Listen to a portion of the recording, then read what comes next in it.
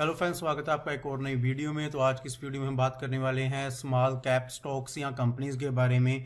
ये कौन सी कंपनीज होती हैं, इसमें क्या पैसा लगाना सही है, इसमें अगर हम पैसा लगा रहे हैं तो कैसे लगाना चाहिए, कौन कौन से बेनिफिट्स हैं, कौन से इसमें रिस्क इन्वॉल्व है, इन सभी चीज़ों के ऊपर हम बात करेंगे। नमस्कार दोस्तों, मेरा नाम है जसप्रीत। स्वागत करता हूं मैं अपने चैनल पर। आई होप आपको वीडियोस पसंद आ रही होंगी। अगर आपको वीडियोस पसंद आ रही है तो मेरे चैनल को जरूर सब्सक्राइब कीजिए, वीडियोस को कमेंट लाइक शेयर जरूर कीजिए, जिससे मुझे थोड़ा मोटिवेशन मिलता रहेगा। तो चलिए देख लेते हैं कि स्मॉल कैप का जो स्टॉक्स होते हैं वो क्या होते हैं। देखिए, ये वो कंपनीज होती हैं या स्टॉक्स होते हैं जिनकी कंपनी की जो कैटेगरीज होती हैं, जो कैपिटल होती है वो 500 करोड़ से कम होती है, इनको स्मॉल कैप कंपनीज कहा जाता है। और ऑलमोस्ट हमारे जो इंडियन स्टॉक मार्केट है उसके ऊपर 95% कंपनीज है वो स्मॉल कैप कंपनीज ही हैं। जो हमारे एनएससी या बीएससी पे रजिस्टर्ड है उसमें से 95% जो कंपनीज हैं वो स्मॉल कैप कंपनीज हैं।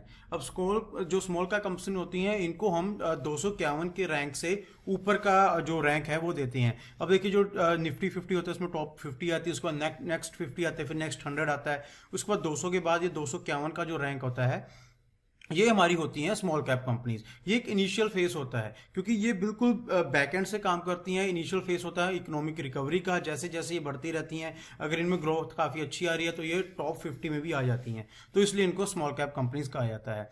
अब देखिए, जो इन्वेस्टर्स हैं अगर उनको अच्छी रिटर्न चाहिए तो वो इन स्टॉक कंपनीज में या स्टॉक्स में इन्वेस्ट कर सकते हैं। क्यों? क्योंकि अभी ये बहुत लो लेवल पे हैं। अगर इनका फंडामेंटल ठीक है, टेक्निकल भी अच्छा चल रहा है, इनके फ्यूचर प्लान्स है काफ़ी अच्छे हैं, तो वो यहाँ से एक काफ़ी अच्छा जो मूव है उसको ले सकते हैं। तो और अगर कई बार ऐसे होता है कि ये जो स्टॉक्स होते हैं ये जब अगर मंदी आ रही होती है तो काफ़ी हद तक ये गिर जाते हैं, तो वहां पर आप इनको बाय कर कर एक अच्छा एक लॉन्ग टर्म के लिए आप इनको बाय कर सकते हैं, जिससे कि आपको एक अच्छी रिटर्न मिल सकती है। तो ये हालांकि इनमें रिस्क बहुत होता है। ये जो स्टॉक्स होते हैं काफी रिस्की होते हैं, क्योंकि अगर मार्केट बियर होती है, बियर इन द सेंस कि जब मार्केट गिर रही होती है तो ये स्टॉक्स बहुत ज्यादा गिरते हैं एज कंपेयर टू निफ्टी 50 के जो टॉप होते हैं। तो आपको इन चीजों का भी इनमें ध्यान रखना पड़ता है। और ये काफी वॉलेटाइल होते हैं नेचर में, मार्केट में बहुत ज्यादा रिस्क होता है क्योंकि लो फेस पे काम करते हैं। इसके अलावा जो इन्वेस्टर्स होते हैं उनको बहुत ही कॉशियसली इसमें काम करना पड़ता है, क्योंकि जो स्मॉल स्टॉक्स होते हैं ये हालांकि बेशक मार्केट फ्रेंडली होते हैं, पोर्टफोलियो में ऐड किए जा सकते हैं, लेकिन वही बात है कि अगर आपको कोई रिस्क लग रहा है या आपकी जो मार्केट है वो गिर रही है तो इनका जो पोटेंशियल है ग्रो होने का वो थोड़ा कम हो जाता है। तो इसलिए small cap companies as compare to large cap companies थोड़ी रिस्की होती हैं, लेकिन इनमें जो पोटेंशियल होता है प्रॉफिट का वो बहुत ज्यादा होता है। बात करें इनके फीचर्स की तो फीचर वोलेटिलिटी इसमें बहुत ज्यादा होती है। जब भी जो मार्केट होती है ये सभी, अगर जितनी ज़्यादा मार्केट में फ्लक्चुएशन होती है ये उनके अकॉर्डिंगली ही जो काम करते हैं। अगर वो नीचे आ रही है तो काफ़ी नीचे आएंगे, अगर मार्केट अच्छा काम कर रही है तो काफ़ी अच्छी ग्रोथ देते हैं। तो वही बात है कि अगर हाई फेस है मार्केट का तो ये काफ़ी अच्छा काम करते हैं, और अगर मार्केट स्ट्रगल कर रही है, नीचे गिर रही है, तो ये अंडर परफॉर्म भी करते हैं। इसके अलावा रिस्क फैक्टर क्या हो सकते हैं? देखिए, ये सब डिपेंड करता है फ्लक्चुएशन के ऊपर, मार्केट की फ्लक्चुएशन के ऊपर। क्यों? क्योंकि अगर मार्केट गिर रही है तो ऑफ कोर्स आपको रिस्क इसमें काफी हो सकता है, क्योंकि अगर मान लीजिए निफ्टी अगर 1% भी गिरती है, कम से कम 10-15% गिर जाती हैं, तो ये चीज आपको हमेशा माइंड में रखनी पड़ती है। और ये जो होते हैं ये मार्केट की रिसेशन, मान लीजिए आपके मंदी आ गई या मार्केट में एकदम से सेलिंग आ गई, कोई वार आ गया, तो उसकी वजह से जो मार्केट के ऊपर कंपैक्ट पड़ता है उसकी वजह से ये जो स्टॉक्स हैं ये काफी नीचे आ जाते हैं और ये आपका जो पोर्टफोलियो है उसको खराब कर सकते हैं। इसलिए मैं हमेशा कहता हूं कि जब भी आपको स्मॉल कैप कंपनीज में या पेनी स्टॉक्स में आपको जो काम करना होता है वो हमेशा एक लिमिटेड रिस्क के साथ करना होता है। अगर आपकी 1 लाख की कैपेसिटी है इन्वेस्ट करने की तो आप सिर्फ 5 से 7 हज़ार रुपया ही इनमें इन्वेस्ट कर सकते हैं। इसके अलावा और क्या क्या रिटर्न्स अगर हम बात करें तो इनकी जो रिटर्न्स होती है वो बहुत जबरदस्त होती हैं। अगर तो स्टॉक चल गया तो वो आपको काफी अच्छी रिटर्न देता है, इवन 100 से 500% तक की आपको जो रिटर्न है वो मिल सकती है। क्योंकि ये जो स्टॉक्स होते हैं मल्टी बैगर्स होते हैं। मल्टी बैगर स्टॉक्स कौन होते हैं? वो स्टॉक्स जो बहुत ही लो लेवल में अभी चल रही हैं लेकिन वो एकदम से शूट कर जाते हैं और 10 रुपए का स्टॉक कभी 100 और कभी 1000 तक चला जाता है। तो ये चीजें भी इनमें होती हैं। हालांकि इनमें रिस्क है लेकिन इसमें रिवार्ड भी काफी ज्यादा होता है। कॉस्ट ऑफ इन्वेस्टमेंट क्या होती है? देखिए, जब आपने स्मॉल कैप कंपनीज में या स्मॉल कैप शेयर्स में जब आपने इन्वेस्ट करना तो आप इसमें जो expense ratio in the sense कि आपने बहुत ही कम जो अपनी इन्वेस्टमेंट का पार्ट है वो आप इसमें लगाना होता है। आपको ज़्यादा ही इसमें एक्सपेंसिव रेशोज का काम नहीं करना पड़ता। बिल्कुल आप छोटा सा अमाउंट इसमें इन्वेस्ट करके एक अच्छा जो रिटर्न है वो ले सकते हैं। और वही बात है कि जो भी इन्वेस्टर्स हैं स्मॉल कैप कंपनीज में इन्वेस्ट करना चाह रहे हैं उनको जो रिटर्न है वो काफ़ी अच्छा मिल सकता है इन फ्यूचर।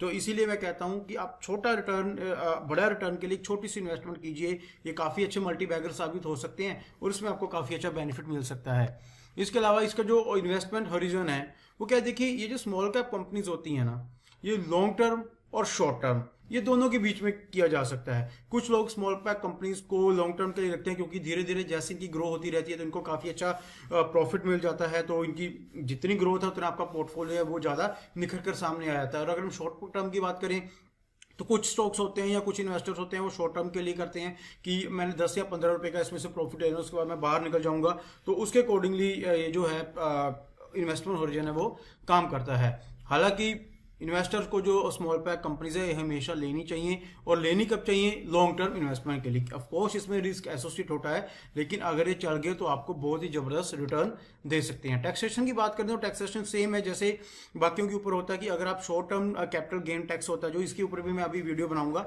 तो ये जो टैक्स होते हैं इनके ऊपर 15% टैक्स होता है, यानी कि ये जो शॉर्ट टर्म होता है 1 साल से पहले पहले अगर आपने इनको सेल कर दिया तो आपको 15% है जो टैक्स है वो उसके ऊपर देना पड़ता है। तो ये जो कंडीशन है ये लार्ज कैप पे भी वही है, स्मॉल कैप पे भी वही है और मिड कैप पे भी वही है।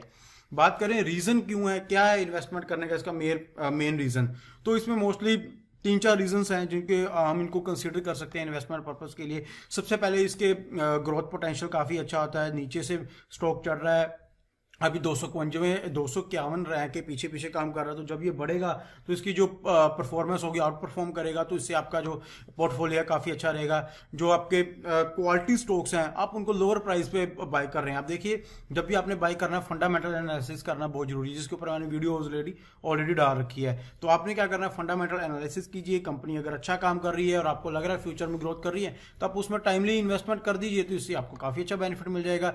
अब इसमें आपको स्मॉल कैप्स शेयर है जो आपको फेयर वैल्यू की जो उसका प्राइस है काफी अच्छे प्राइस में आपको लग रहा है कि ये आने वाले टाइम पे 200 रुपए पे जा सकता है, जो कि अभी 50 रुपए पे, तो आप उसमें इन्वेस्ट कर दीजिए। और अगर इसमें बड़े देखिए, जब आप अभी मैं एक वीडियो बनाऊंगा जिसमें आपको मैं एक्चुअल में बताऊंगा कि जो फाइनेंशियल जो इनका फाइनेंशियली कैटेगरीज होती हैं या फाइनेंशियल हम जो इनका एनालिसिस करते हैं वो कैसे करते हैं। कुछ वेबसाइट्स हैं वहां पे आपको लेकर जाऊंगा, तो वहां पे आपको ये भी पता लग जाएगा क्या इनमें फाइनेंशियल इंस्टीट्यूशंस की कितनी बड़ी अमाउंट है, वो कितना इन्वेस्टमेंट किया। अगर उन्होंने इन्वेस्टमेंट किया तो ये भी हमारे लिए एक अच्छा साइन हो सकता है, तो इसमें इन्वेस्ट करने के लिए। तो ये सब चीजें भी हम इसके ऊपर डिस्कस करेंगे। तो बात कर ले इसके कुछ मेजर एडवांटेजेस की, तो सबसे पहले ऑफ कोर्स ग्रेटर जो ग्रोथ पोटेंशियल होता है। देखिए लार्ज कैप जब हम कंपेयर करते हैं ना लार्ज कैप कंपनी को स्मॉल कैप कंपनी से, तो इनके अंदर जो ग्रोथ रेट है वो ज्यादा होता है, क्योंकि लार्ज कैप कंपनीज काफी हद तक ऊपर जा चुकी हैं, उनको अभी ग्रो करने में और ज्यादा टाइम लगेगा। अगर वो ग्रो होंगी तो धीरे धीरे होगी क्योंकि वो ऑलरेडी काफी टॉप पर हैं। लेकिन जो स्मॉल कैप कंपनीज होती हैं ये काफी नीचे हैं, फेयर वैल्यू पे आपको प्राइस मिल रहा है, तो आप जब यहाँ पे बाय करते हैं तो इसका आपको ये बेनिफिट होता है कि ये धीरे धीरे जो ग्रोथ की तरफ चलती रहती है और इसका जो पोटेंशियल है ग्रोथ का वो काफी हाई होता है। तो इसलिए ये काफी अच्छा एडवांटेजेस है इसमें बात इन्वेस्ट करने का। तो इसके अलावा अगर हम बात करें कि स्मॉल कैप कंपनीज, देखिए ग्रोथ तो है, पोटेंशियल भी है, लेकिन ये जो जिस इसका रिवार्ड है वो फेवरेबल होता है हमारे उसमें। क्यों? क्योंकि देखिए अगर आपने मान लीजिए 10,000 रुपए की इन्वेस्टमेंट की तो आपका रिस्क सिर्फ 10,000 रुपए का ही है। मान लीजिए अगर वो स्टॉक के ऊपर आपने एनालिसिस किया अच्छा कि आपको लग रहा है कि इनका फ्यूचर काफी ब्राइट है, सब कुछ है, तो आपका तो जो 10,000 है उसको लाख रुपए में या 10 लाख बनने में भी टाइम नहीं लगेगा। तो इसलिए स्मॉल कैप कंपनीज में जो इन्वेस्टमेंट है वो हमेशा जरूरी होती है और फेयरली प्राइस्ड होते हैं। देखिए जो मेजर इंस्टीट्यूट्स होते हैं FII, DII, इसके ऊपर भी मैं एक वीडियो बनाऊंगा ये क्या चीज होती है। बेसिकली यही मार्केट को चलाते हैं, सबसे ज्यादा जो इन्वेस्टमेंट या ट्रेडिंग होती है यही करते हैं। और अगर इन इन्वेस्टमेंट्स इन इंस्टीट्यूशन की अगर उनमें इन्वेस्टमेंट है तो आपको काफी अच्छा बेनिफिट हो सकता है। इसके अलावा सबसे बड़ी चीज ये है, ये जो इंस्टीट्यूशंस होते हैं ना इनके ऊपर लिमिटेशंस होती हैं कि ये स्मॉल कैप स्टॉक्स में एक लिमिट के अनुसार ही बाय कर सकते हैं या सेल कर सकते हैं। क्यों? क्योंकि उनके पास तो इतना पैसा होता है कि वो एक ही झटके में स्टॉक को कहीं का कहीं लेके जा सकते हैं और नीचे का नीचे लेके आ सकते हैं, इसलिए उनके ऊपर रिस्ट्रिक्शंस होती हैं और इसका बेनिफिट स्मॉल इन्वेस्टर्स को मिलता है। इससे क्या होता है, स्मॉल इन्वेस्टर्स का जो बैलेंस है वो बना रहता है। अगर वो उसमें बाइंग आ रही है, सेलिंग आ रही है, तो एक लिमिटेड बाइंग सेलिंग आ रही है, जिसकी वजह से उनकी जो चाल चल रहे होते हैं बड़े बड़े इंस्टीट्यूट्स, तो उनको फॉलो करके जो एक छोटा ट्रेडर है या छोटा इन्वेस्टर है वो इसको कैच कर सकता है, जिससे उनको फेयरली प्राइस्ड है वो मिल जाता है। और इसके अलावा बात करें कि जो स्मॉल इन्वेस्टर्स होते हैं, ऑफ कोर्स वो उनको अलाउ होता है स्मॉल कैप्स को बाय करना या सेल करना, क्योंकि उनके पास वैसे तो इतना पैसा होता नहीं है स्मॉल इन्वेस्टर्स के पास कि वो बहुत ज़्यादा अमाउंट करें, लेकिन जितना भी उनके पास अमाउंट होता है वो अच्छा एक जो अपना ग्रो है उसका अमाउंट है उसमें इन्वेस्ट कर सकते हैं इस स्मॉल कैप कंपनीज में। इससे उनका बेनिफिट है वो जो बढ़ता रहता है। और बात करें कुछ रिस्क के बारे में, तो रिस्क के बारे में देखिए, सबसे पहले तो ऑफ कोर्स इसके लिए हमें टाइम चाहिए, एक अच्छी रिसर्च चाहिए, ताकि हम इसकी जो इफेक्टिवनेस है उसको हम इन्वेस्टमेंट के पर्पस के यूज कर सकें। क्योंकि देखिए ये जो स्टॉक्स होते हैं ये काफ़ी नीचे हैं, तो इसके लिए आपको जो रिसर्च है उसको करने में काफ़ी टाइम लग जाता है, तो इसलिए आपको ये जो रिसर्च है वो काफ़ी अच्छे से करनी चाहिए। और इसके अलावा ऑफ कोर्स जो स्मॉल कैप स्टॉक्स होते हैं अच्छी रिटर्न करते हैं सिग्निफिकेंट, लेकिन इसके में सिग्निफिकेंट रिस्क बर्डन भी होता है। जैसे कि मैंने पहले कहा, तो सिंपल अगर आपको अपना रिस्क कम करना है 10,000 रुपये की इन्वेस्टमेंट कीजिए और आप इनको लॉन्ग टर्म के लिए छोड़ दीजिए। 10,000 रुपये का रिस्क है, लेकिन जो रिवार्ड है वो आगे लाखों का भी है, हजारों का भी है, करोड़ों का भी है। तो इसलिए आप इनके रिस्क है, लेकिन आप इसमें लिमिटेड रिस्क लेना है वो आपके हाथ में है। इसके अलावा जो इंडिविजुअल्स होते हैं उनके लिए काफ़ी सूटेबल ऑप्शंस होते हैं इन्वेस्टमेंट के लिए, और कुछ हिस्सा वो अपना इन स्टॉक्स में डाल सकते हैं और इनको कुछ काफ़ी हद तक बेनिफिट मिल सकता है। और ऑफ कोर्स उनको ये अंडरस्टैंड हमेशा करना चाहिए कि ये जो स्टॉक्स हैं ऑफ कोर्स ये काफ़ी अच्छा हायर रिटर्न देते हैं, लेकिन आपको इन चीज़ों के ऊपर भी ध्यान रखना चाहिए, इनमें जो रिस्क हैं वो भी काफ़ी ज़्यादा इन्वॉल्व होते हैं। तो जब भी आपने इनमें इन्वेस्ट करना है आपको सबसे पहले फाइनेंशियली इसके ऊपर काफ़ी अच्छे से रीड कर लेना है, पढ़ लेना है, समझ लेना है, जो कंपनी है उसके फ्यूचर प्लान्स के बारे में सब कुछ देख लेना है, तो उसके बाद ही आपको इनमें इन्वेस्ट करना है। तो दोस्तों ये थी आज की वीडियो। आई होप कि आपको ये वीडियोस अच्छी लगी होगी। अगर आपको ये वीडियो पसंद आई है मेरे चैनल को जरूर सब्सक्राइब कर लीजिए। अभी मैं आपके लिए बहुत अच्छी वीडियोस और भी आगे लेकर आने लगा हूं, तो आप जैसे जैसे मेरी वीडियोस को लाइक कमेंट शेयर देखते रहेंगे, चैनल को सब्सक्राइब करते रहेंगे, तो आपके लिए वीडियोज और ज़्यादा आती रहेंगी। तो चलिए दोस्तों मिलते हैं हम अगली वीडियो में।